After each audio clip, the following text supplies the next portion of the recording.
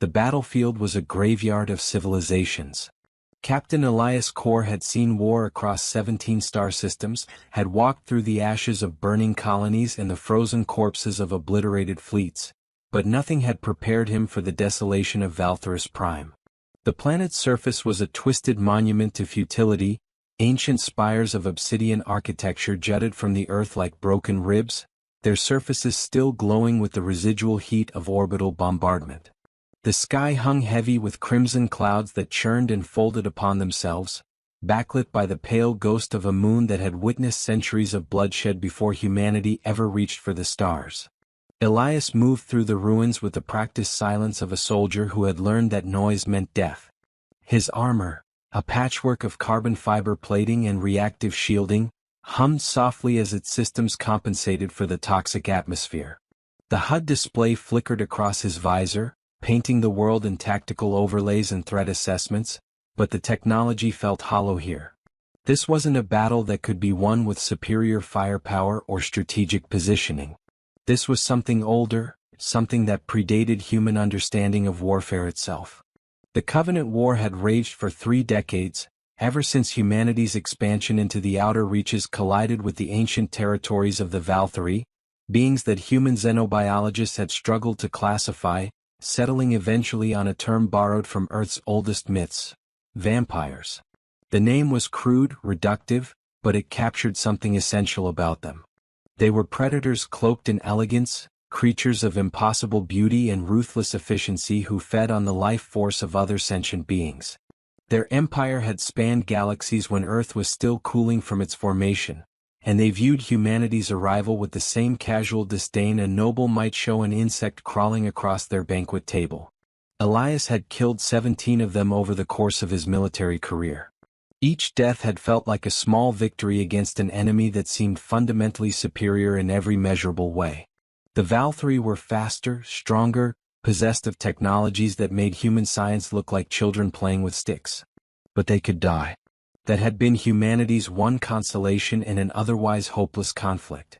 They could bleed, they could burn, and if you put enough ammunition through their vital organs they would fall. But this one was already dying. Elias found her in the shadow of a collapsed cathedral, or what he assumed had been a cathedral, given the soaring archways and the fragments of stained crystal that still caught the dim light. She lay crumpled against a fallen pillar, her body bent at angles that would have killed a human instantly. Her armor, if it could be called that, was unlike anything in the standard Valthyri military catalog. It was ornate, ceremonial, wrought from some dark metal that seemed to absorb light rather than reflect it. Intricate patterns covered every surface, designs that hurt to look at directly, as if they existed in more dimensions than human eyes could properly process. But it was her face that stopped Elias cold. The Valthyri he had fought before had been terrible in their beauty, their features sharp and predatory, their eyes burning with an alien hunger that spoke of nothing human. This one was different. Her face held a softness, a vulnerability that seemed impossible for her kind. Her skin was the color of moonlight on snow, so pale it was almost translucent, revealing the delicate tracery of veins beneath. Her hair, silver white and impossibly long, spread around her like a shroud, matted with blood both black and red. Her eyes, half-lidded and struggling to focus, glowed with a fading crimson light, and when they found Elias, they held something he had never seen in a Valthyri before. Recognition. Not of him specifically, but of what he represented. Hope. Desperation. The last, terrible grasp of a drowning soul reaching for anything that might save it. She tried to speak and blood, too dark to be human, too red to be anything else, spilled from her lips. Her hand, trembling with the effort, reached toward him, and Elias saw the shrapnel embedded in her torso, the catastrophic damage that no amount of Valthyri regeneration could overcome. She was dying, truly dying, and from the ceremonial nature of her armor, from the way the ruins seemed to orient themselves around her presence, Elias understood with sudden, terrible clarity who she was. Royalty. A princess, perhaps, or some equivalent in the labyrinthine hierarchy of the Valthyri Imperium. A being who should have been surrounded by legions of protectors, who should have been light years away from the front lines of a grinding war of attrition. And yet here she was, broken and alone, bleeding out in the ruins of her own civilization. Every tactical instinct Elias possessed screamed at him to walk away. She was the enemy. More than that, she was a high-value enemy, someone whose death would be celebrated in every human colony from here to the core worlds. Her demise could shift the political calculus of the entire war, might even open pathways to a negotiated peace if her lineage was significant enough. The smart play the soldiers play was to let nature take its course. But Elias had stopped being just a soldier somewhere between his 5th deployment and his 10th. He had seen too much death, had delivered too much of it himself, and something in him had calcified into a hard, unyielding principle. He would not let anyone die alone if he could prevent it. Not even the enemy. Perhaps especially not the enemy. He knelt beside her, his armor servos whining softly as they compensated for the movement. Up close he could see the full extent of her injuries. The shrapnel had torn through her abdomen, puncturing organs that he couldn't name but recognized as vital from the way her body was shutting down around them. Her breathing came in shallow, desperate gasps, each one weaker than the last.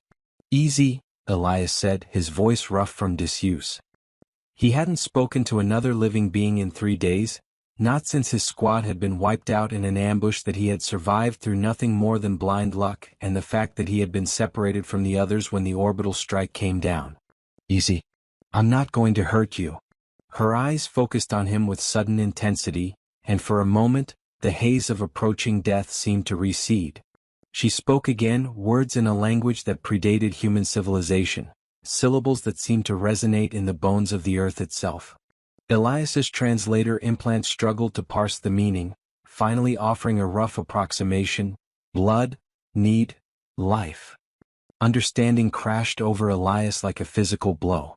The Valkyrie didn't just feed on life force for sustenance. It was their primary means of healing, of regeneration. In normal circumstances, they could draw vitality from any living creature, could drain a human dry in seconds if given the opportunity. But she was too weak for that, too close to the final darkness. She needed something more immediate, more potent. She needed a willing donor. The absurdity of the situation would have been laughable if it weren't so desperately tragic. A human soldier, offering his blood to save a dying vampire princess in the middle of a war zone. It went against every regulation, every tactical doctrine, every survival instinct that had been drilled into him over years of combat. If his superiors ever learned of this, he would face court-martial at best, execution for treason at worst. But her hand had found his wrist, her fingers cool and trembling, and in her fading eyes, Elias saw something that transcended species and conflict. He saw someone who didn't want to die. Someone who was terrified of the darkness closing in around her. Someone who, despite the vast gulf of evolution and culture that separated them, was fundamentally, recognizably afraid. "Damn it," Elias whispered, and made a decision that would alter the trajectory of his entire existence.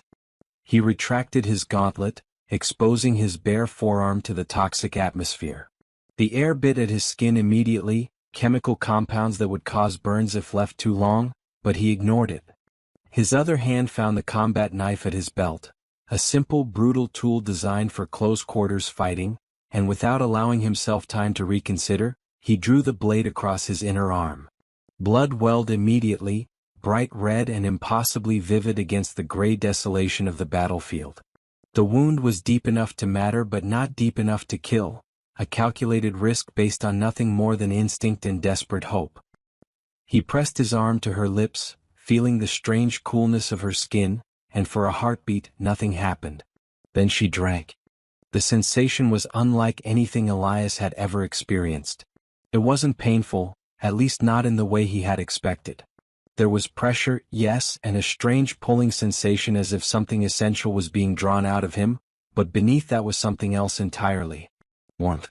Connection. A sense of profound intimacy that had nothing to do with the physical and everything to do with something deeper, something that existed in the space between souls. The vampire princess's eyes flew open, blazing with sudden crimson fire, and her hand clamped around his wrist with desperate strength. She pulled his arm closer, her lips sealed against the wound, and Elias felt his heartbeat synchronize with something in her. a rhythm that was not quite a pulse but served the same fundamental purpose. Her body began to glow faintly, a luminescence that started at her core and spread outward through her veins, painting patterns beneath her skin that looked like galaxies forming in fast forward. The shrapnel began to move. Elias watched in horrified fascination as the twisted metal fragments pushed themselves out of her flesh, expelled by regenerative processes that operated on principles human science couldn't begin to explain. Her wounds closed in their wake, skin knitting together with the smooth perfection of time running backward. The blood that had soaked her armor and hair evaporated like morning dew, and her breathing, shallow and desperate moments before, steadied into something deeper, more powerful. But the most dramatic change was in her eyes. The fading light that had marked her impending death was replaced by something fierce and vital, a crimson intensity that seemed to look not just at Elias but through him, piercing down to the core of his being. There was intelligence there, ancient and sharp, but also something younger, something vulnerable and newly awakened. She stared at him as if seeing him for the first time, as if he were the only thing in the universe that mattered, and Elias felt the weight of that gaze like a physical pressure against his chest. When she finally released his arm, he slumped backward, suddenly aware of how much the feeding had taken from him. His vision swam, and the tactical displays in his HUD flickered with warnings about blood pressure and reduced oxygen capacity. But he was alive, and more importantly, so was she. The vampire princess sat up slowly, her movements regaining their fluid grace. She looked down at herself, at the places where mortal wounds had been, then back to Elias with an expression of profound confusion. She spoke again, and this time the translator had better luck. "You saved me." "Why?" It was an excellent question, and one Elias didn't have a good answer for. Why had he done it? Strategic value? Compassion? Some misguided sense of honor? Or had it been something simpler, something more fundamental? The inability to watch another sentient being die when he had the power to prevent it, regardless of the consequences? Seemed like the right thing to do. He managed, his voice weaker than he would have liked. He tried to stand, but his legs wouldn't cooperate, muscles turned to water by blood loss and shock. His armor's medical systems kicked in, pumping him with stimulants and coagulants, buying time for his body to begin its own recovery. She moved then, faster than his eyes could track, and suddenly she was beside him, her hands steadying him before he could fall. The touch sent electricity through his nervous system, not painful but overwhelmingly present, as if every nerve ending had suddenly become hyper-aware of exactly where her skin met his. "Right?" she repeated, and there was something like wonder in her voice.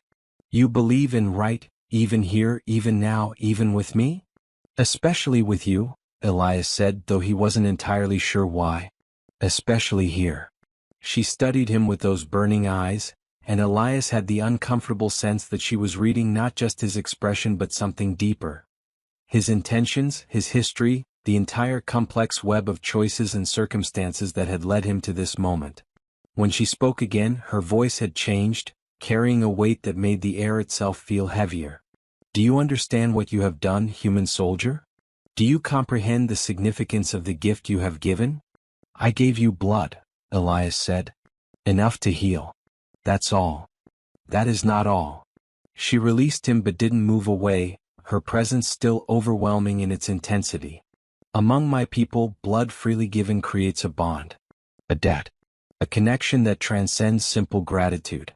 You have made me yours and yourself mine, bound by the oldest laws of the Valkyrie Imperium." Elias felt his stomach drop. "What does that mean?" "It means," she said, and for the first time, something like a smile touched her lips, an expression that was equal parts beautiful and terrifying, "that I cannot let you depart. By the laws of my people, by the weight of tradition that stretches back to the first ark, you are now under my protection. My responsibility. She paused, searching for a word that the translator struggled to capture. "My claimed one." "I'm nobody's property," Elias said, anger flaring through the exhaustion. He had fought too hard, survived too much, to end up as some alien aristocrat's prize. Her expression shifted, surprise replacing the terrible certainty. "Property? No. You misunderstand. This is not ownership. This is obligation. Honor debt. I owe you my life, and by the codes that govern my kind, that debt can never be fully repaid. But more than that, she reached out, her fingers hovering just above his chest, over his heart.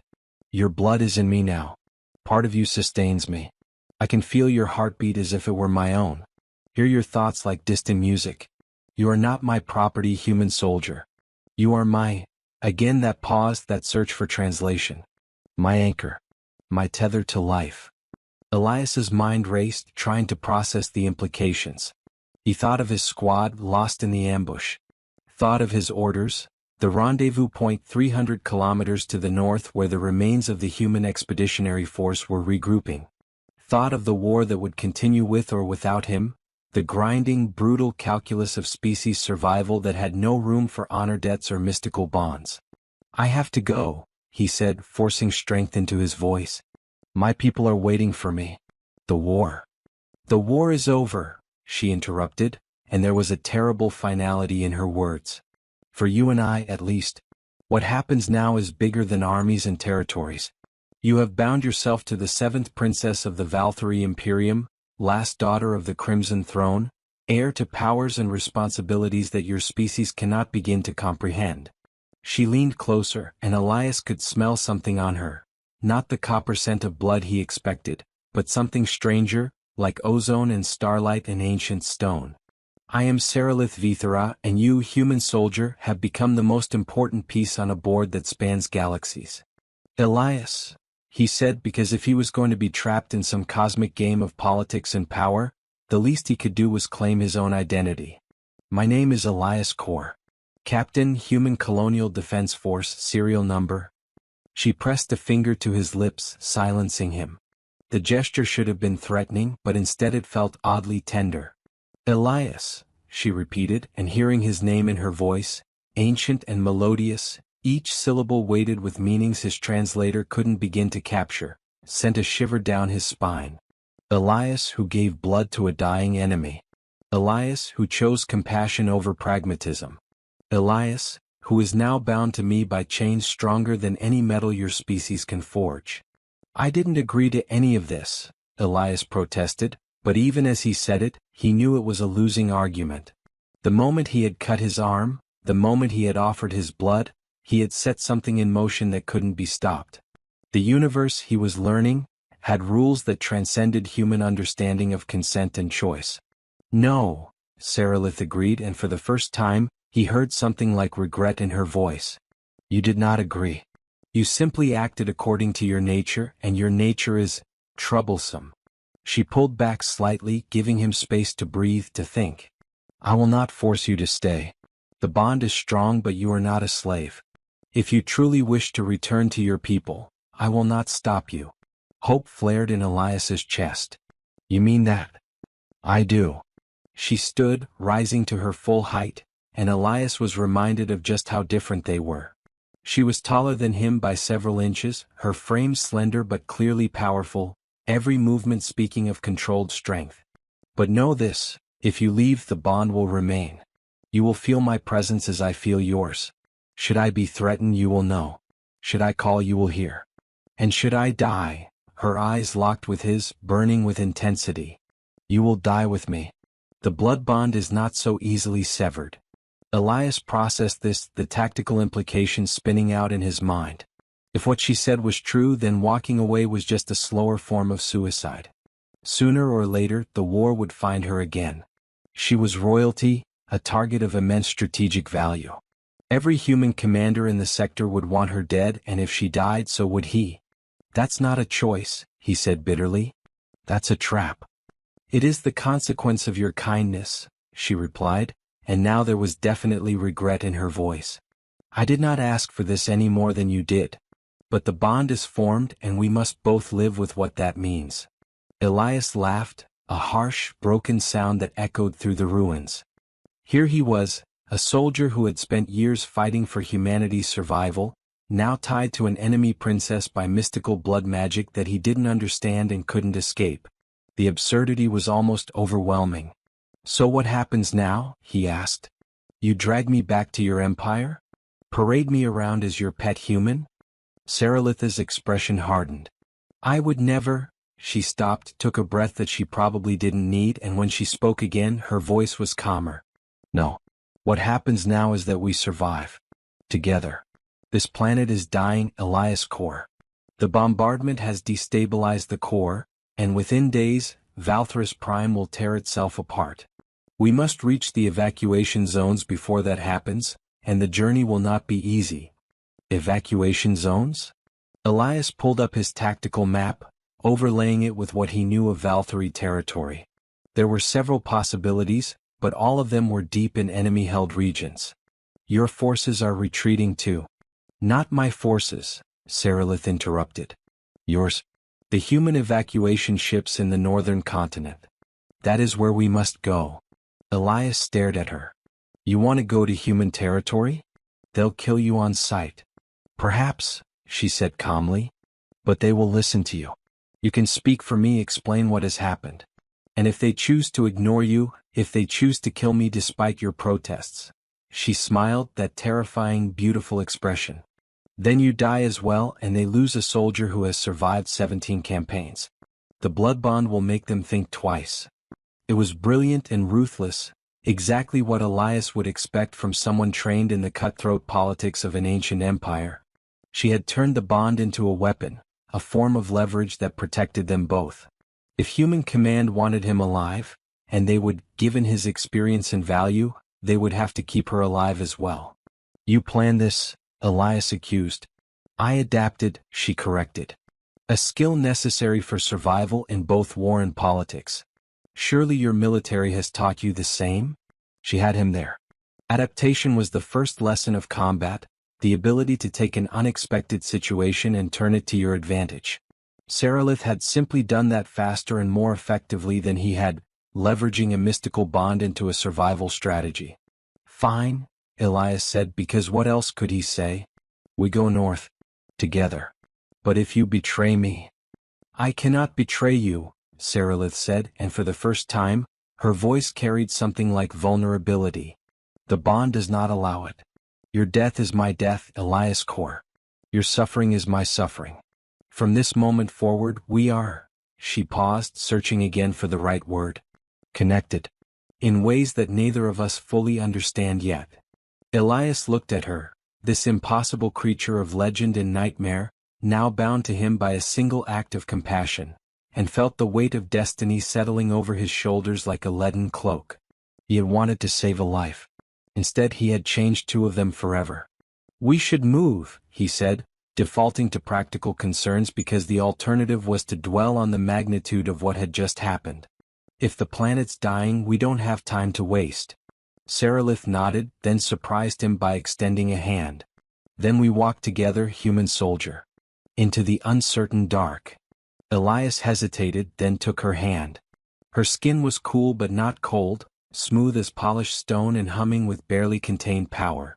The moment their fingers interlaced, he felt it, that connection she had spoken of, like a second heartbeat echoing in his chest, a presence in his mind that was distinctly other but no longer entirely foreign. She felt it too. He saw recognition flash across her face, saw her eyes widen slightly as the full reality of the bond made itself known. For a moment, they stood there in the ruins of a dying world, human and Valthyri, soldier and princess, bound together by blood and fate and choices neither of them could take back. Then the ground shook, a deep rumble that spoke of tectonic instability, and the moment shattered. Elias pulled up his tactical display, plotting a route north through the least damaged regions of the continent. Sarilith watched over his shoulder, her enhanced vision picking out details his systems missed. There, she said, pointing to a canyon system that cut through a mountain range. The rifts of Velothus. Dangerous, but the residual energy fields will mask our signatures from orbital sensors. How do you know? Elias started, then stopped. Of course she knew. This was her world, or had been before the war reduced it to rubble. Right. Lead the way, Your Highness. Sarilith, she corrected softly. If we are to be bound, let us at least use names. Sarilith, Elias repeated, and it felt strange on his tongue, foreign and musical and weighted with power. Then let's go. We've got 300 kilometers between us and salvation, and I'd rather not be here when the planet starts tearing itself apart. They set off together into the wasteland, two figures moving through the darkness. A human soldier carrying the weight of his species' survival, and a vampire princess who had just discovered that compassion could be the most dangerous weapon of all. Behind them, the ruins of Valtherus Prime burned in silence, and overhead, the crimson clouds churned like blood in water, painting their path north in shades of dying light. The rifts of Valathis were a wound in the world. Elias had seen geological formations across a dozen planets, from the frozen canyons of Helia IV to the volcanic plains of Tartarus Minor, but nothing compared to this. The rift system cut through the continental plate like a god's carving knife, creating a labyrinth of stone passages that descended deep into the planet's mantle. Crystal formations jutted from the walls, not the decorative quartz clusters common to most worlds, but massive luminescent structures that pulsed with their own internal light. The residual energy Sarilith had mentioned was visible as a shimmer in the air, distortions that made depth perception unreliable and sent Elias's tactical sensors into fits of confused recalibration. They had been walking for 6 hours, and in that time, Elias had learned more about Valkyrie physiology than any human xenobiologist had managed to discover in 3 decades of war. Sarilith didn't tire, at least not in any way he could detect. Her breathing remained steady, her movements fluid and precise even when navigating treacherous footing. She could see in total darkness, truly see, not just use enhanced vision systems. And more than once she had guided him around obstacles his suit sensors hadn't detected until he was nearly on top of them. But what fascinated Elias most was how the bond manifested during their journey. He could feel her presence in the back of his mind, a constant awareness that was simultaneously intrusive and comforting. When she was alert, he felt a heightened tension, as if his own nervous system was syncing with her predatory focus. When she relaxed, which was rare, he felt a subtle easing in his own muscles, a sense of safety that had nothing to do with tactical reality. And he was beginning to realize, could feel him too. "You are in pain," she said suddenly, her voice breaking a silence that had stretched for over an hour. "Your left leg. An old injury?" Elias glanced at her, surprised. The wound was ancient by military standards. A shrapnel injury from his second deployment that had healed poorly and left him with a chronic ache that flared up during long marches. He had learned to ignore it years ago, had trained himself to push through the discomfort until it became just another background sensation. But apparently the bond made such secrets impossible. "Campaign on Kepler 442b, he admitted. "Took a fragment from an orbital mine. Medics patched it up, but some damage doesn't heal completely." "I can fix it," Sarilith offered. "Valkyrie regeneration can be extended to others through direct contact. It would take only moments." "No," Elias said, more sharply than he intended. When she looked at him questioningly, he softened his tone. "I appreciate the offer, but that injury is mine. A reminder." "Of what?" "That I'm human. That I'm mortal. That every day I wake up is a day I could have died." He adjusted his pack, redistributing the weight. "In this war, it's easy to start thinking of yourself as invincible, especially when you survive long enough. The pain keeps me honest." Sarilith was quiet for a long moment, and Elias had the sense she was processing not just his words but the emotions beneath them, the complex web of pride and trauma and determination that shaped his relationship with his own body. "Your species is strange," she said finally. "We spend our entire existence pursuing perfection, seeking to eliminate every weakness and flaw. But you embrace your imperfections. Find meaning in them. Because they're what make us who we are," Elias replied. "Perfection is sterile. It doesn't grow, doesn't change. Our flaws are what drive us to become better. And yet your flaws are also what make you die," Sarilith countered. "Your lifespans are tragically brief. 100 years if you are fortunate, less if you are not. From our perspective, humans are like mayflies, beautiful in their brief intensity, but gone before we can truly know them." Elias felt a chill that had nothing to do with the ambient temperature. "How old are you, Sarilith?" She smiled, an expression that held both amusement and melancholy. "By your reckoning? 347 years. By my people's standards, I am barely into adulthood. A child playing at politics and war. The numbers were staggering. She had been alive when Earth was still recovering from its Third World War, when humanity's expansion into space was limited to the inner solar system. She had lived through the rise and fall of civilizations while humans were still figuring out faster-than-light travel. And to her people she was young. Then why? Elias stopped, unsure how to phrase the question diplomatically. Why was I on the battlefield? Sarilith finished for him. Why was I dying in the ruins instead of safe in some palace? Her expression darkened. Because I was foolish. Because I believed that nobility carried responsibilities beyond political maneuvering. Because I wanted to understand this war not as statistics and territory maps, but as my soldiers experienced it. You came to the front lines, Elias said, understanding dawning. Not as a commander but as an observer. As a witness, she corrected. The Valkyrie Imperium has fought wars for millennia, but always at a remove. Our nobility plan campaigns from climate-controlled command centers light years from the actual fighting. We see death as numbers, victory as resource allocation. I believed that if I experienced the reality of combat, I could argue for better strategies. More compassionate approaches. How'd that work out for you? The question came out more bitter than Elias intended. I was nearly killed by my own side's orbital bombardment, Sarilith said flatly. The fleet admiral ordered a saturation strike on a position that my reconnaissance team was still surveying. When I protested, I was told that acceptable losses include even royalty if it means securing a strategic objective. Her hands clenched into fists. I was acceptable. My honor guard, 20 soldiers who had served my family for generations, they were acceptable. The cost was deemed worth the gain. Elias heard the rage beneath her words, the betrayal. He had felt similar emotions when command decisions had left his own squad in untenable positions, when the math of war reduced living, breathing people to acceptable casualty percentages. I'm sorry, he said and meant it. Why? Sarilith looked at him, genuine confusion in her eyes.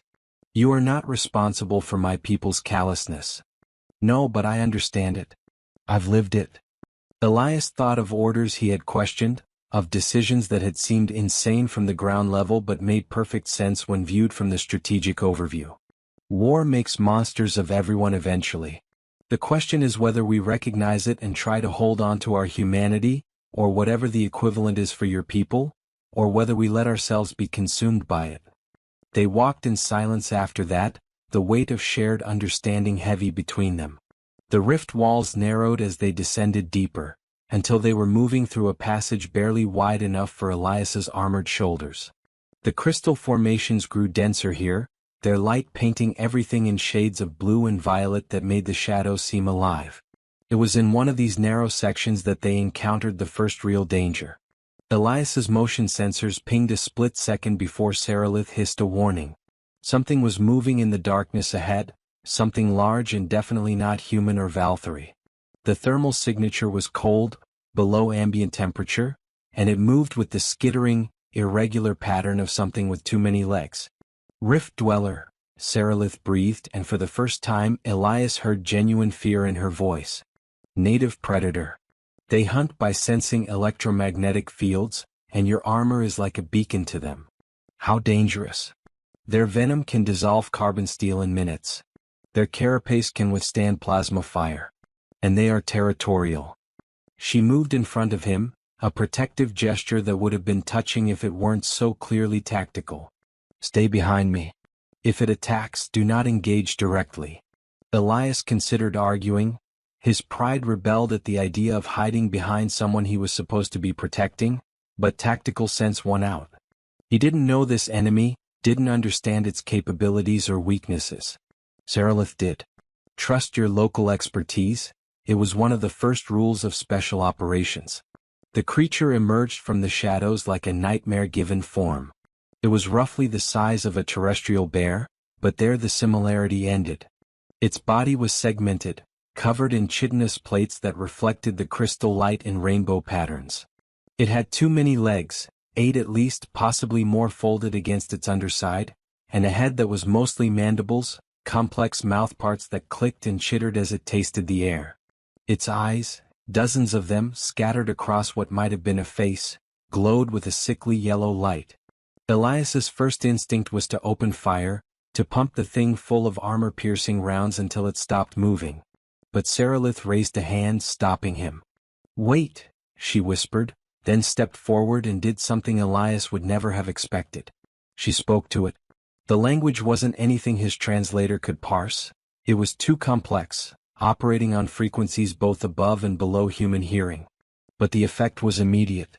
The Rift Dweller's aggressive posture eased, its mandibles slowing their clicking rhythm. It tilted its head, or what passed for a head, in a gesture that seemed almost curious. Sarilith continued speaking, her voice modulating through ranges that made Elias's inner ear ache. The creature responded, its own vocalizations creating harmonics that made the crystal formations resonate. It was a conversation, Elias realized with shock. An actual dialogue between predator and princess.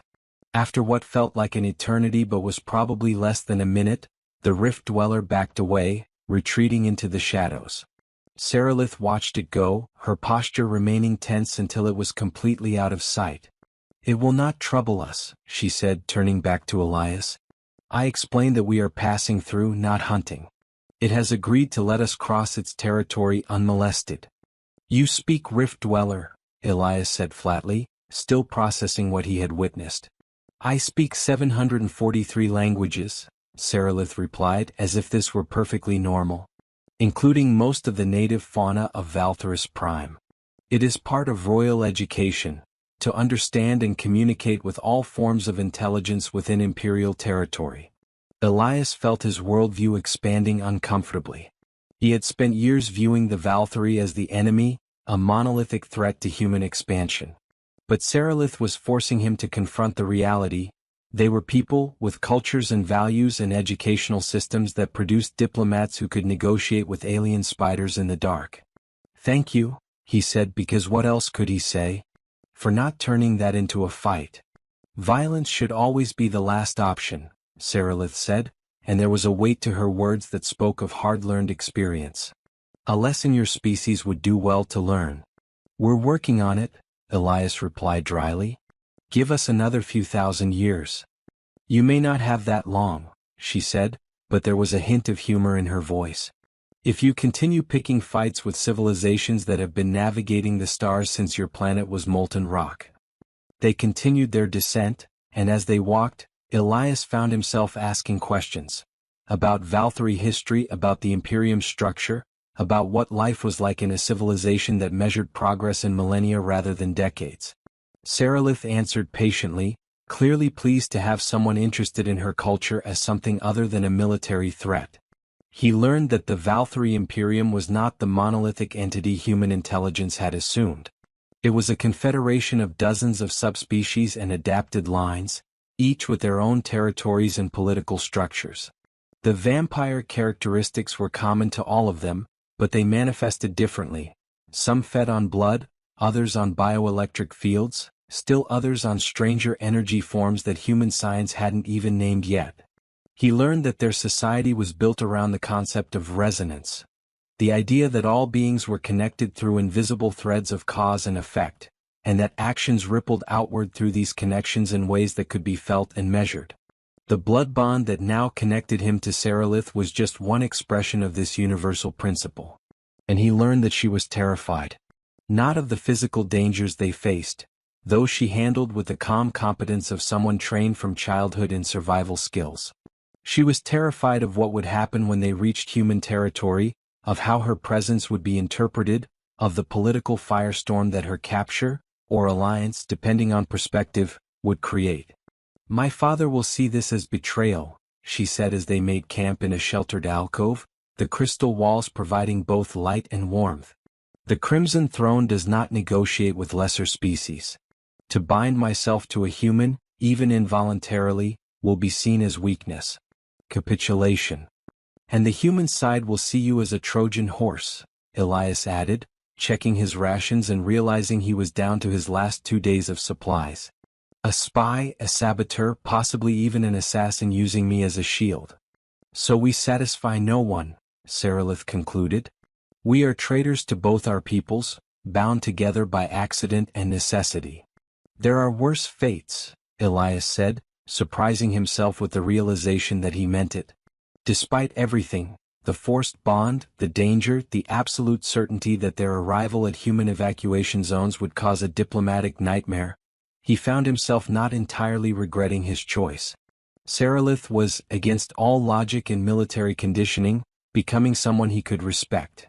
Perhaps even trust. Name one, she challenged, a smile playing at the corners of her mouth. We could both be dead, Elias replied pragmatically.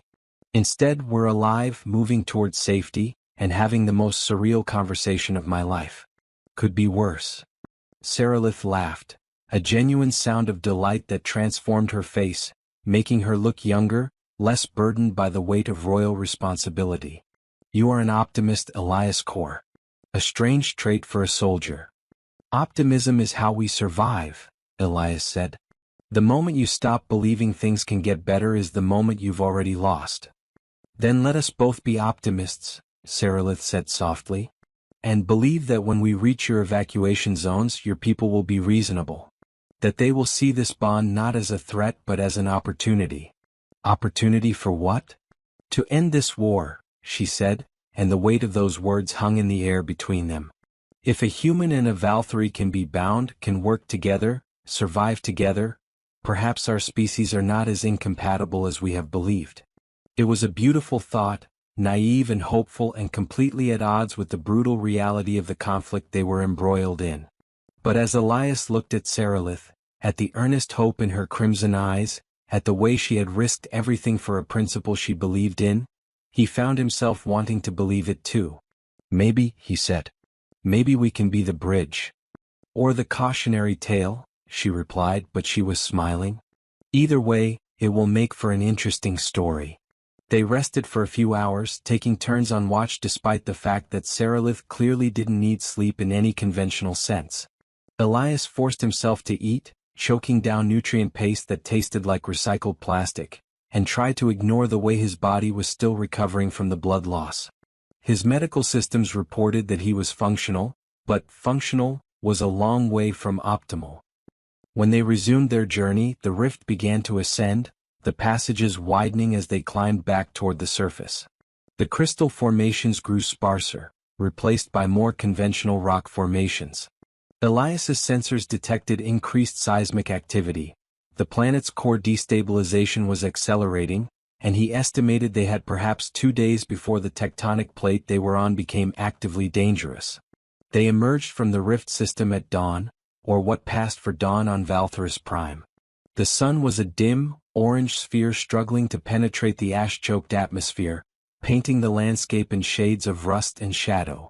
Before them stretched a wasteland of shattered cities and burnt forests, the accumulated devastation of 3 decades of orbital bombardment and ground combat. And in the distance, barely visible through the haze, Elias's sensors detected the energy signatures of human ships. Salvation. Or damnation. He wasn't sure which. Last chance to reconsider, Sarilith said quietly. Once we cross into human territory there is no going back. The bond will become public knowledge. Both our lives will change irrevocably. Elias thought about it, really thought about it. He could walk away now, could try to break the bond through sheer distance and hope that whatever mystical connection they shared would fade with time. He could return to his unit, file a report claiming he had survived through luck and skill, and no one would be the wiser. But he would know. He would feel her death when it came, would carry that weight for whatever brief time he had left. And more than that, he would have abandoned the first genuinely hopeful thing he had encountered in years of grinding warfare. No going back, Elias agreed. We do this together or not at all. Sarilith nodded, then did something unexpected. She reached out and took his hand, not the desperate grip of someone dying, but the steady clasp of a partner, an equal. Then let us walk into the light, she said, and pray that it does not burn us. Together they set off across the wasteland toward the human evacuation zones, 2 figures bound by blood and choice, carrying between them the impossible hope that even in war, compassion could be stronger than hate. The human defensive perimeter was exactly what Elias expected. Efficient, paranoid, and prepared to reduce anything non-human to its component atoms. 3 rings of automated defense platforms surrounded the evacuation zone, each one bristling with point defense lasers, missile batteries, and sensor arrays that could detect a mosquito's heartbeat from 3 kilometers away. The airspace was saturated with combat drones, their patterns overlapping in a way that left no gaps, no blind spots. On the ground, trenches and berms formed a labyrinth of kill zones, each approach vector designed to funnel attackers into fields of fire that could be saturated with overlapping artillery. It was beautiful in its deadly precision, and Elias felt a strange pride looking at it. This was humanity's response to existential threat. Turn every centimeter of ground into a death trap and dare the enemy to try their luck. Of course, it also meant that approaching without getting vaporized was going to be complicated. "Your people are thorough," Sarilith observed, crouched beside him on a ridgeline overlooking the perimeter.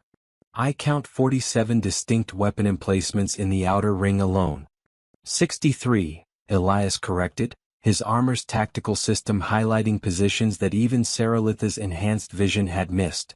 Plus another 24 hidden positions that won't activate until someone crosses the threshold. Standard HCDF defensive doctrine: make the visible defenses intimidating enough that the enemy focuses on them and misses the real killing fields. Clever, she admitted. And how do you propose we cross this without being reduced to our component molecules? Elias pulled up his command codes, praying that they hadn't been revoked when his squad was listed as casualties. His identity beacon activated, broadcasting his serial number and biometric signature on encrypted military frequencies. The response came within seconds, a challenge response protocol demanding verification. He provided it, his fingers flying across the haptic interface of his armor's control system, entering codes that changed daily and passwords that only active duty personnel would know. There was a tense moment where nothing happened, and Elias wondered if he had been too long in the field, if the automated systems had already written him off as dead. Then the nearest defense platform's weapons swiveled away from their position, and a single drone detached from the patrol pattern, moving toward them with cautious precision. "Someone knows we're here," Sarilith said unnecessarily. "Multiple someones," Elias confirmed. "And they're not happy about it. My approach was logged, but there's a secondary contact with me that doesn't have valid credentials. We're being flagged as a potential infiltration attempt." "Wonderful." Sarilith tensed, and Elias felt it through the bond, the coiled readiness of a predator preparing to fight or flee. "Should I hide?" "Too late for that. They've already got us on thermal EM, probably biological scanning too. They know exactly what you are." He stood slowly, hands raised in a clear non-threatening gesture. "Follow my lead. Move slow, keep your hands visible, and for the love of whatever gods your people believe in, don't do anything that could be interpreted as aggressive." "I am a combat-trained member of Imperial royalty," Sarilith said dryly. "My resting state is aggressive." "Then learn to not rest very quickly." The drone approached to within 10 meters, its sensor suite focusing on them with uncomfortable intensity. A voice crackled over open comms, deliberately unencrypted so both of them could hear. "Captain Core, you are ordered to step away from the hostile and assume a defensive posture. We have weapons locked on the target. Comply immediately." Elias felt Sarilith stiffen beside him, felt her instinctive reaction to being called a target. Through the bond, he sent what he hoped was a calming impulse. "Trust me, wait, let me handle this," and was surprised when she actually relaxed fractionally. "Negative," Elias called back. "The Val-3 individual is not hostile. She is under my protection as a civilian refugee. I am requesting amnesty protocols under Article 7 of the Colonial Defense Charter." There was a pause, long enough that Elias knew his request was being kicked up the chain of command, probably all the way to the evacuation coordinator. Article 7 was rarely invoked. It dealt with the treatment of non-combatant aliens encountered during military operations. Technically, it was meant for primitive species caught in crossfire, not enemy royalty, but the letter of the law didn't specify, and Elias was counting on that ambiguity. "Captain Core, clarify your status." Are you under duress? Blink twice if you are being coerced. I am not under duress, Elias replied, keeping his voice level and professional. I am voluntarily accompanying this individual to request diplomatic processing. She has committed no hostile acts and has actively aided in my survival. I am invoking Article 7 on her behalf. Another pause, longer this time. Elias could imagine the chaos his words were causing in the command center. Analysts scrambling to verify his identity, xenobiologists being pulled from their posts to assess the situation, and at the top of the pyramid, some poor colonel having to decide whether to trust a field officer's judgment or play it safe and eliminate a confirmed enemy. The voice that came back was different, older, carrying the weight of command authority. Captain Corps, this is Colonel Vasquez, Evacuation Command. I need you to explain in detail why you are escorting enemy royalty to our position. Elias took a breath, organizing his thoughts. This was the moment everything hinged on. Sir, 3 days ago I encountered this individual on the battlefield, critically wounded and dying. I rendered medical aid, which resulted in the formation of a blood bond, a Valkyrie biological mystical connection that ties our life forces together. She cannot be killed without killing me and vice versa.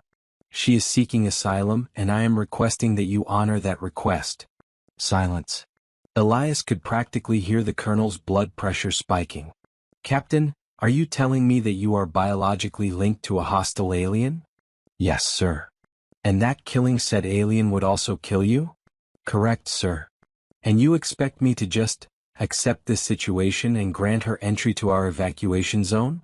I expect you to follow the Colonial Defense Charter's provisions regarding non-combatant aliens and recognize that she represents a potential intelligence asset of immense value. Sir. That last part was calculated. Whatever Colonel Vasquez's personal feelings about the situation, he was a military officer, and military officers thought in terms of assets and advantages. A Valkyrie princess who was willing to cooperate with human forces? That was an intelligence goldmine that no commander in their right mind would pass up. Stand by, the colonel said, and the drone continued its hovering watch over them. What happens now? Sarilith asked quietly. Now we wait, Elias replied, and hope that pragmatism wins out over paranoia. They waited for what felt like hours but was probably only 20 minutes. Elias watched the defensive positions, noting the way weapon systems tracked their every movement, the way additional drones had been redeployed to form a tighter perimeter around their location. They were in a box, surrounded by enough firepower to level a city block, and their survival depended entirely on the judgment of people who had spent decades learning to see Valkyrie as the ultimate enemy. Through it all, Sarilith remained perfectly still, her composure absolute. Elias marveled at her control. She had to be aware of the danger they were in, had to feel the same tension he did, probably magnified through the bond, but she showed no sign of fear or aggression. She simply waited, patient as stone. Finally, the colonel's voice returned. Captain Corps, against my better judgment and over the objections of half my senior staff, I am authorizing conditional entry. You and your guest will proceed to checkpoint Alpha 7 where you will be met by a security detail. You will be disarmed, searched, and confined to a secure facility pending a full debriefing. Any deviation from these instructions will be met with lethal force. Do you understand? Understood, sir. Proceeding to checkpoint Alpha 7. The drone withdrew and a path lit up on Elias's HUD, a safe corridor through the defensive perimeter. He started forward, Sarilith moving with him in perfect synchronization. This is wise? She asked as they walked. Placing ourselves at their mercy? It's necessary, Elias replied. We need their resources, their protection. And they need what you know. It's a trade, not a surrender. Trades imply equal parties, Sarilith observed. We are walking into a cage. We're walking into a chance, Elias corrected. What happens next depends on how we handle it. Checkpoint Alpha 7 was a bunker complex built into the side of a hill, its entrance guarded by 8 soldiers in full combat armor, weapons charged and ready. As Elias and Sarilith approached, the soldiers formed 2 lines, creating a corridor that funneled them toward the entrance. The tension was palpable, These were veterans, people who had fought the Valkyrie and lost friends to them, and they were being asked to let one walk into their sanctuary. Weapons on the ground, the lead soldier commanded. Armor systems to standby mode. Move slowly and keep your hands visible. Elias complied, unsealing his sidearm and placing it on the ground, then cycling his armor's combat systems down to passive mode. Beside him, Sarilith spread her hands, showing that she carried no visible weapons, though Elias knew that for a Valkyrie, their body was a weapon. The Valkyrie needs to be restrained, another soldier said, and there was an edge to her voice that spoke of personal loss. Protocol for high-risk prisoners. She is not a prisoner, Elias interrupted. She is a refugee under Article 7 protections. Restraints are not authorized under those circumstances. Captain, with respect, you don't have the authority to. He does, Colonel Vasquez's voice cut in over the command channel. Article 7 specifies that the officer invoking protection has operational authority over the refugee's treatment. Captain Kor is within his rights. Proceed with escort to secure facility, no restraints unless hostile action is observed. The soldiers clearly didn't like it, but they followed orders. Elias and Sarilith were guided into the bunker, through corridors that had been carved from living rock and reinforced with composite armor plating. Emergency lighting cast everything in harsh white illumination, and at every junction they passed more soldiers, more weapons, more reminders that they were walking into the heart of human military power. They were brought to a room that was clearly designed for interrogations. Bare walls, a single table, uncomfortable chairs, and observation windows that were undoubtedly one-way glass hiding arrays of sensors and recording equipment. Elias had been in rooms like this before, though usually on the other side of the questioning. Sit, the lead soldier instructed. Someone will be with you shortly. Then they were alone, or as alone as anyone could be in a facility designed to monitor every breath and heartbeat. Your people are frightened, Sarilith observed, settling into one of the chairs with a grace that made the utilitarian furniture look like a throne. I can feel it through the walls, through the bond. They see me as a threat. You are a threat, Elias said bluntly. You're a member of the species that has been trying to wipe us out for 3 decades. Fear is a rational response. And yet you are not afraid, she said, her eyes finding his. Why? Elias considered the question. Why wasn't he afraid? Sarilith could kill everyone in this facility if she chose to, could probably escape before they brought enough firepower to stop her. The bond meant he would die too, but that was small comfort when weighed against the massacre she could cause. Because you've had a dozen chances to hurt me and you haven't, he said finally. Because you negotiated with a rift dweller instead of fighting it. Because everything you've done since I saved you has been aimed at survival, not revenge. He leaned forward, meeting her gaze. I think you're tired of this war. I think you want it to end as much as I do. Sarilith was quiet for a long moment, and through the bond, Elias felt a complex swirl of emotions. Surprise, recognition, relief, and underneath it all, a bone-deep weariness that came from centuries of conflict. I am tired, she admitted softly. So tired, Elias. I have lived through 7 human generations of this war. I have seen planets burn, species go extinct, cultures erased. And for what? Territory? Resources? Pride? She shook her head. There is no victory in this, only degrees of loss. If your people and mine continue on this path, we will both be diminished unto extinction. Before Elias could respond, the door opened and Colonel Vasquez entered, accompanied by 2 aides and a woman in civilian clothing who Elias immediately pegged as intelligence services. They arrayed themselves on the opposite side of the table, and the colonel studied both Elias and Sarilith with the calculating gaze of a career military officer. Captain Kor, he began, his voice formal and carefully neutral. Let's start with the basics. Confirm your identity and explain how you came to be bound to a Valkyrie princess. Elias recounted the story, the ambush, his solitary survival, finding Sarilith dying in the ruins, his decision to offer blood, and the subsequent formation of the bond. He left nothing out, aware that any omission would be caught by the sensors monitoring his vital signs and stress responses. This was not the time for deception. The colonel listened without interrupting, but Elias saw the way his jaw tightened at certain points in the narrative, particularly when he described cutting his own arm to feed a dying enemy. When Elias finished, there was a heavy silence. "You gave aid and comfort to an enemy combatant," the colonel said flatly. "That's treason, Captain." "She was non-combatant at the time," Elias countered. "Dying, disarmed, and no threat to anyone. Rendering medical aid falls under humanitarian protocols, which supersede enemy classification. That's a stretch of interpretation that could get you executed. Or it could be the opening move in a diplomatic breakthrough," the intelligence officer interjected, speaking for the first time. Her eyes were fixed on Saralith with an intensity that made Elias instinctively protective. "Colonel, may I?" Vasquez gestured permission, and the woman leaned forward. "I am Director Chin, Strategic Intelligence Division. Princess Saralith, you understand that you are currently in an extremely precarious position. Your continued survival depends entirely on your cooperation and the value of information you can provide." Saralith met the director's gaze without flinching. "I understand your position as well, Director. You have in custody a member of the imperial family, someone with knowledge of Valkyrie military capabilities, political structures, and strategic planning. The intelligence value is substantial, provided you can overcome your prejudices long enough to exploit it." "Prejudices?" The director's eyebrow rose.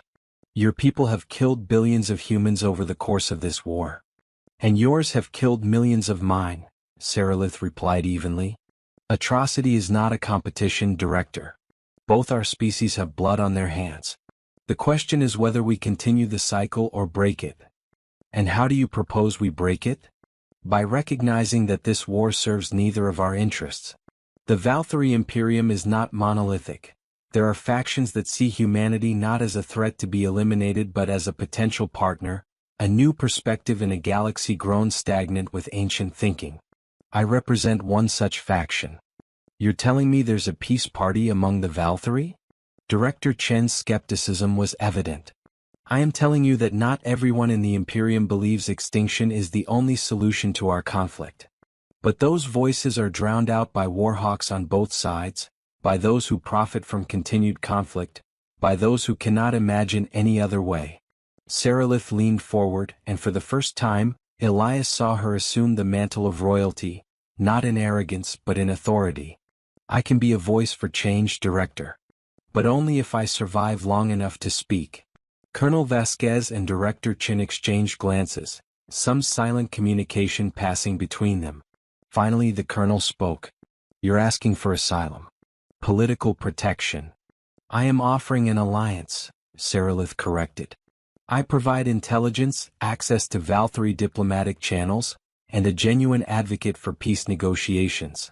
In return, you provide sanctuary and treat me as a diplomatic guest rather than a prisoner of war." "That's going to be a hard sell to command," Vasquez said. "You're asking us to trust the enemy." "She's asking you to end the war," Elias interjected. "Isn't that worth taking a risk?" The director studied them both, Elias with his battered armor and conviction, Saralith with her alien poise and desperate hope, and something shifted in her expression. "I'll take this up the chain," she said finally. "But I can't make any promises. The political ramifications of harboring Valkyrie royalty are significant." "Politics always are," Saralith replied. "But surely survival outweighs political convenience." "You'd think," the director said dryly. "But you'd be surprised how often that's not the case." They were dismissed. Or rather, escorted to a holding facility that was marginally more comfortable than the interrogation room. It was a small apartment carved into the rock, equipped with basic amenities and absolutely no communication equipment. Guards were posted outside, and Elias had no doubt that every centimeter of the space was under surveillance. "Now we wait," Elias said, dropping into one of the chairs. The exhaustion he had been holding at bay for days crashed over him, and he realized he couldn't remember the last time he had actually slept. "You should rest," Saralith said, moving to the window, really just a screen displaying the outside environment. "I will keep watch." "You don't sleep?" "Not as you understand it. We meditate, enter states of reduced consciousness, but true sleep is unnecessary for my kind. She paused, then added softly, one of the many differences between us. Elias wanted to argue to maintain the illusion that he wasn't running on fumes, but his body had other ideas. He made it to the bed before his legs gave out, armor and all, and the last thing he remembered before unconsciousness took him was the awareness of Saralitha's presence through the bond, steady, watchful, protective. He dreamed of battlefields and blood, of choices made and roads not taken. But underneath it all was a thread of crimson light, connecting him to something ancient and powerful and unexpectedly kind, and for the first time in years, his dreams felt less like nightmares and more like possibilities. Elias woke to find Saralith standing over him, her hand pressed to his forehead, and for a moment, panic flared through his nervous system, the instinctive response to finding a Valkyrie in attack range. "Peace," she said quickly, withdrawing her hand. "You were having a nightmare." The bond was uncomfortable. I sought to ease it. Elias sat up slowly, his armor's joints protesting the movement. He had slept in full combat gear, a soldier's habit that was hard to break even in relative safety. You can do that? Influence dreams? Influence emotions more accurately. Dreams are simply how your mind processes those emotions while unconscious. She moved back to the window screen, her posture tense in a way that immediately put Elias on alert. What's wrong? Director Chin returned while you slept. She wishes to speak with me. Alone. Every tactical instinct Elias possessed screamed in alarm. No. Absolutely not. The bond means that separating us is dangerous, I know.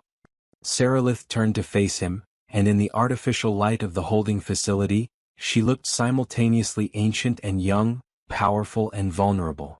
But it is necessary.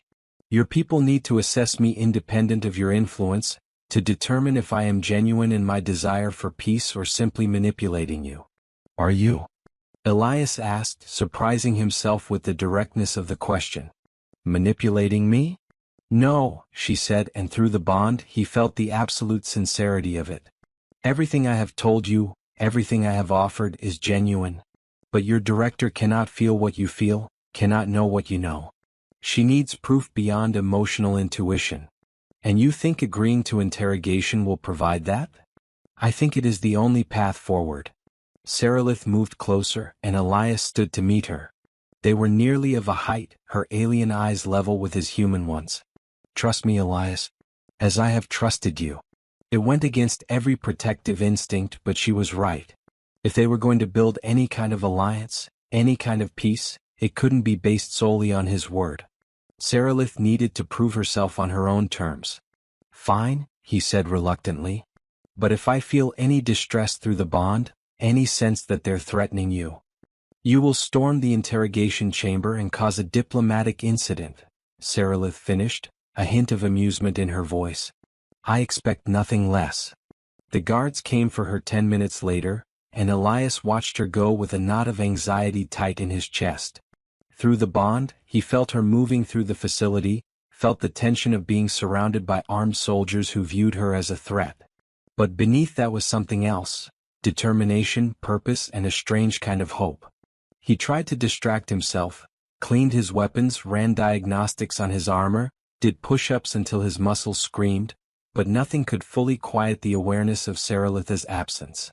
The bond that had seemed like an invasion of privacy now felt like a lifeline, and he found himself constantly checking on her emotional state, making sure she was safe. 3 hours later she returned, flanked by guards who looked distinctly uncomfortable. Her expression was neutral, but through the bond, Elias felt her satisfaction. The moment the door closed behind them, he asked, "How did it go?" "Well, I believe." Saralith settled into a chair, and for the first time since he had met her, she looked genuinely tired. Director Chin is thorough. She asked me about everything, military deployments, political structures, the location of key imperial facilities. I answered honestly, within the bounds of what I could reveal without endangering innocence. And she believed you? She will verify everything I said, of course. But yes, I think she believes I am sincere. Saralith paused, then added, she also asked me about you. About the bond, about my intentions regarding humanity. Elias felt a chill. What did you tell her? The truth. That the bond is real, that your death would be mine, and that I have no desire to see either of us come to harm. That I view this connection not as a curse but as an opportunity, proof that our species can coexist, can even support one another. She buy that. She said it was a convenient narrative. Saralith smiled slightly. But she also said that convenient narratives have their uses, especially in politics. Before Elias could respond, the facility's alarm system activated, not the blaring klaxon of a direct attack, but the lower, pulsing tone that indicated elevated threat status. His armor's command channel immediately flooded with chatter. Multiple inbound contacts, high orbit. Energy signatures consistent with Valkyrie destroyer class. Evacuation protocol Epsilon, all personnel to. Elias was already moving, sealing his helmet and pulling up the tactical overview. His blood ran cold at what he saw. 6 Valkyrie warships had just dropped out of faster-than-light travel at the system's edge, and their trajectory was aimed directly at the evacuation zone. No, Saralith breathed, and through the bond Elias felt her horror. They found me. Oh. Who found you? My father's hunters. The Imperial Guard. She stood, her composure cracking for the first time. They must have tracked my genetic signature, followed the trail we left across the wasteland. Elias, they are not here to rescue me. They are here to kill me. Why would your own people? Because I have become a liability, Saralith said bitterly. A princess who allowed herself to be bound to a human? Who seeks asylum with the enemy? I am an embarrassment to the Crimson Throne, a stain on the Imperial honor. My death can be presented as a heroic sacrifice, a casualty of war, and my father can use it to rally support for continued aggression. The facility shook as orbital defense platforms opened fire, and Elias's tactical display showed the beginning of a space battle that would determine all their fates.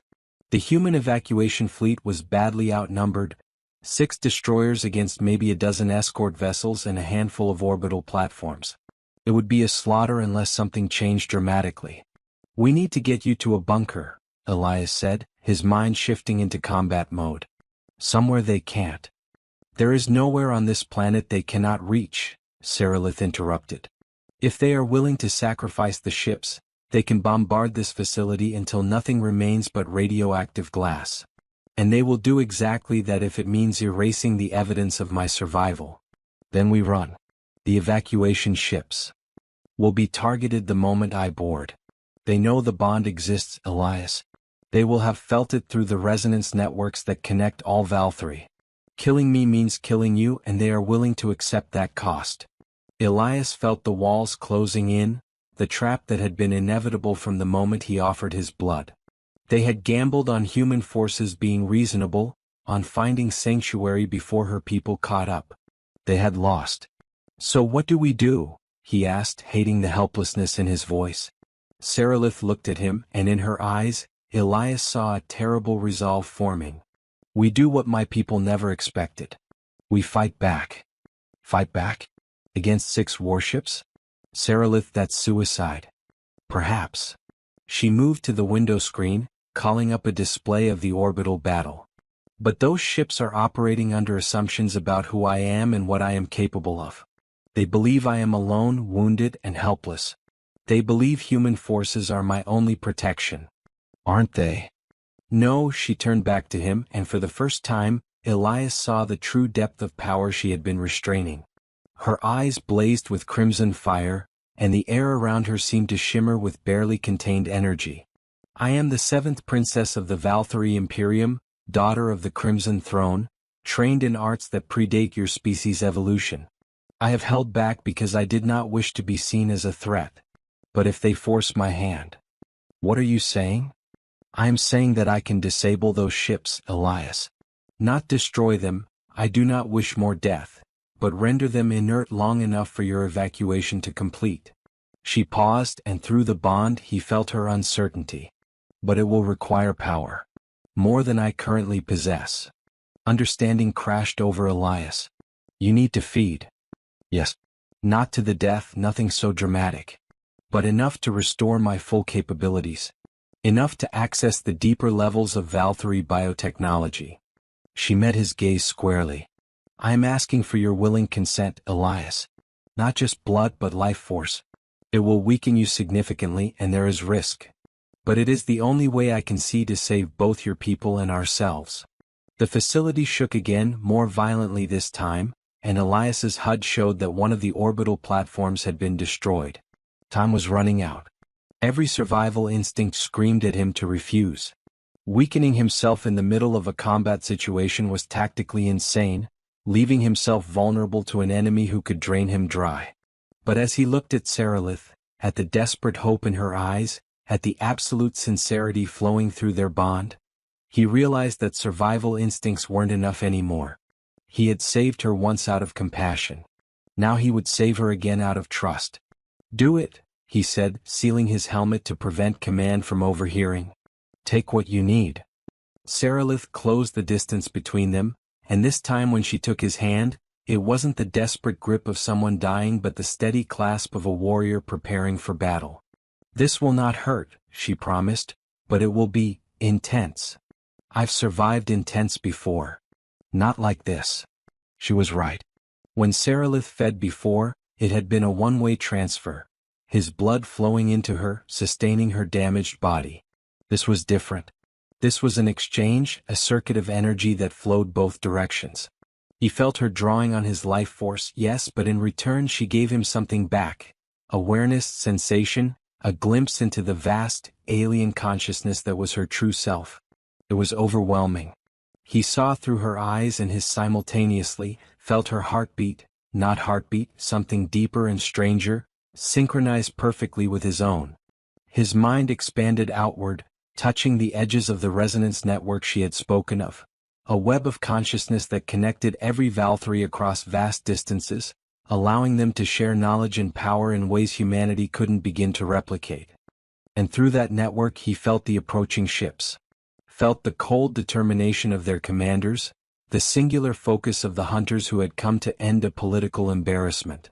But he also felt something else, doubt, confusion, the faintest hesitation as they encountered readings that didn't match their expectations. Because Sarilith was no longer alone. She was connected to a human, drawing strength from a source that their scanners couldn't properly classify.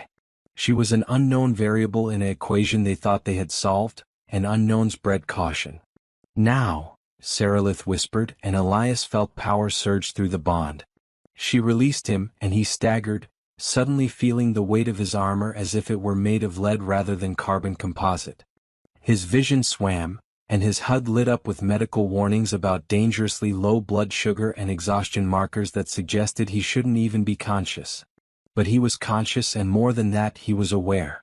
The feeding had opened something between them, deepening the bond until he could feel not just Sarilith's emotions but her thoughts, her intentions, the vast web of calculations she was running as she prepared to engage the enemy fleet.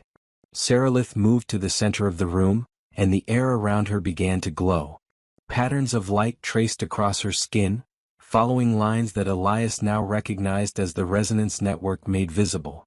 She spoke words in a language that hurt to hear, not because it was harsh but because it operated on frequencies human ears weren't designed to process. His translator didn't even try to parse it. The facility shook, but this time not from weapons fire. This was something else, a vibration that seemed to come from the planet itself. Elias felt it through his boots, through his armor, through the very air. They are hailing me, Sarilith said without opening her eyes, demanding I surrender to their custody. They threaten to destroy this facility if I do not comply. Can you stop them? Yes. But they will not like how. She raised her hands and the glow intensified. Elias's sensors went haywire, detecting energy signatures that didn't fit any known classification. And in orbit, he saw through the tactical feed that the 6 Valkyrie destroyers had suddenly stopped firing. Not because they wanted to. Because they couldn't. Every system on the ships froze simultaneously, weapons, propulsion, life support, everything. It was as if someone had reached out and simply turned them off. The vessels went dark, becoming massive, inert objects floating in the void. What did you do? Elias breathed. Resonance cascade, Sarilith replied, and her voice sounded distant, stretched thin by the effort she was exerting. All Valkyrie technology is connected to the network, designed to be accessible by those with proper authority. I simply exercised my authority. You shut down 6 warships by yourself? I am Imperial royalty, she said, and there was dark humor in her tone. We are not powerless, whatever my father's hunters may believe. But this is temporary. They will override my commands within minutes, restore their systems through manual backup protocols. We have a brief window. Elias was already moving, activating his command channel. This is Captain Core to Evacuation Command. The Valkyrie fleet is currently disabled. I repeat, hostile fleet is disabled. Recommend immediate deployment of boarding parties to secure vessels and accelerated evacuation protocols. There was shocked silence, then Director Chen's voice. Captain, what the hell just happened up there? The princess happened, Director. She bought us time. Use it. To their credit, human forces adapted quickly. Boarding teams launched from the evacuation carriers, and the few remaining combat-capable ships moved to defensive positions around the neutralized Valkyrie destroyers. On the ground, the evacuation accelerated, shuttles lifting off in rapid succession as thousands of personnel rushed to escape before the window closed. Sarilith swayed, and Elias caught her before she fell. Through the bond, he felt her exhaustion, not physical tiredness but something deeper, a draining of essential reserves that would take time to replenish. Did it work? She asked weakly. It worked. You just saved 10,000 lives, maybe more. Good. She leaned against him, and Elias was struck by how different this felt from their first meeting. Then she had been dying and desperate. Now she was powerful but vulnerable, having spent everything to protect people who might still see her as the enemy. The facility's intercom crackled. Captain Core, Princess Sarilith, you are ordered to report to Hangar Bay 3 for immediate evacuation. Repeat, immediate evacuation. Elias helped Sarilith to her feet, supporting her weight as they made their way through corridors now filled with rushing personnel. The organized chaos of a military evacuation surrounded them, but Elias noted the way soldiers stepped aside as they passed, the looks of confusion and awe directed at Sarilith. Word had spread. The vampire princess who had shut down an entire fleet, who had saved humanity's evacuation when their own forces couldn't. They reached the hangar to find Colonel Vasquez and Director Chen waiting beside a shuttle that was already powered up and ready for launch. The colonel's expression was unreadable, but the directors held something like grudging respect. That was quite a demonstration, Your Highness, Chen said as they approached. It was necessary, Sarilith replied, straightening despite her exhaustion. And I trust it proves my sincerity. I could have let those ships destroy your facility, eliminate both the bond and my embarrassment. Instead, I chose to protect you. So you did, Chen agreed. Which is why you're both being evacuated on the flag carrier. We're taking you back to Core Fleet Command, where people much more important than me will decide what to do with you. And if they decide wrong? Elias asked. Then we'll all have bigger problems than one bound human and his vampire princess, Vasquez said dryly. Now get on the shuttle. We lift in 2 minutes, with or without you. They boarded, strapping into acceleration couches as the shuttle's engines screamed to life. Through the small viewports, Elias watched the surface of Valthrus Prime recede, a world of ruins and devastation, birthplace of a bond that had changed everything. What happens now? Sarilith asked quietly, echoing his own thoughts. Now we find out if compassion can really end a war, Elias replied, taking her hand. Together. The shuttle broke atmosphere, climbing toward the stars and an uncertain future. Behind them, the Valkyrie fleet began to restore its systems, but by then it was too late. The evacuation was complete, and 2 beings, one human, one vampire, had proven that the impossible was sometimes just the difficult waiting to be attempted. Epilogue: The Crimson Bridge. 3 months later, Elias stood in a conference room that overlooked the vast expanse of Fleet Command Station, watching ships come and go in the eternal dance of military logistics. The core worlds hung in the distance, jewel-bright against the black, and somewhere among them was Earth, a planet he hadn't seen in 6 years and wondered if he would ever see again. The door opened, and Seralith entered, no longer wearing the battered ceremonial armor of their first meeting but rather a simple, elegant outfit that somehow bridged Valkyrie aesthetics and human fashion. The bond between them had stabilized over the months, become something they both understood and, mostly, accepted. He could still feel her presence, still knew when she was distressed or content, but it was no longer overwhelming. It was simply part of who they were now. "Ready?" she asked. "As I'll ever be." They were about to make history, the first formal negotiation session between human and Valkyrie representatives since the war began, made possible entirely because a soldier had chosen compassion over pragmatism, and a princess had chosen hope over tradition. It wouldn't be easy. Decades of hatred didn't dissolve overnight, and there were factions on both sides that would do anything to prevent peace. But as Elias took Seralith's hand and they walked together toward the conference chamber, he felt something he hadn't experienced in years. Hope. Real, tangible hope that the cycle of violence could be broken, that two species could find common ground, that the blood bond that should have been a curse could become a bridge instead. They entered the chamber together, human and Valkyrie, soldier and princess, bound by blood and choice. Diplomats from both sides waited, tension thick enough to cut with a knife. The next few hours would determine the course of galactic history. Seralith squeezed his hand once, a silent communication through the bond. "We can do this." And perhaps they could. Perhaps one act of kindness, one choice to save a life rather than take it, could ripple outward and change everything.